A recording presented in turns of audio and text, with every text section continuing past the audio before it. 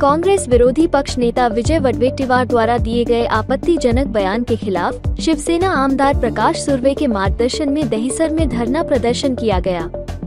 शिवसेना के पदाधिकारियों ने कांग्रेस का हाथ पाकिस्तान के साथ की नारेबाजी करते नजर आए। इस मौके पर शिवसेना के पदाधिकारी और कार्यकर्ता उपस्थित थे।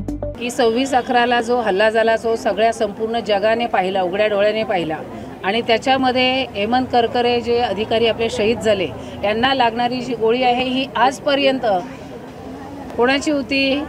आतंकवाद्यांची होती। परंतु आज या निवडणुकीमध्ये डोळ्यासमोर ठेवून हा जो पराभव आहे त्यांच्या जिवारी लागत आहे आणि हे सगळं डोळ्यासमोर ठेवून त्यांनी असं स्टेटमेंट दिलेलं आहे। खरं तर ते महाराष्ट्र राज्याचे विरोधी पक्षनेते आहे। हे पद जे आहे हे खरोखर चांगलं पद आहे, याची त्यांना खरोखर आहे का नाही गिनती मला माहिती नाही। परंतु आज हे त्यांनी जे वाक्य बोललेलं आहे की ही पोलीस अधिकाऱ्याची गोळी होती हे खरोखर निंदनीय आहे आणि हे असं वक्तव्य त्यांच्यासारख्या लोकांना शोभत नाही। कारण या मुंबईवरती 26/11ला जेव्हा हल्ला झाला त्यावेळेस काँग्रेसचं सरकार होतं आणि केंद्रात सुद्धा काँग्रेसचं सरकार होतं। तर त्यावेळेस खरोखर या महाराष्ट्रातल्या जनतेला नव्हे तर देशातल्या जनतेला कुठेतरी अपेक्षा होती की ह्या हल्ल्याच्या विरोधात या ठिकाणी काहीतरी न्याय या ठिकाणी मिळेल। परंतु त्या सरकारने कुठचंही पाऊल त्या ठिकाणी उचललं नाही आणि ज्या वेळेस पंतप्रधान नरेंद्र मोदी साहेब हे पंतप्रधान झाले त्यावेळेस त्यांनी पुलवामामध्ये जाऊन घुसून जो सर्जिकल स्ट्राईक केला त्यावेळेस भारत हा मजबूर नाही तर मजबूत देश आहे हा संपूर्ण जगाला दाखवून दिला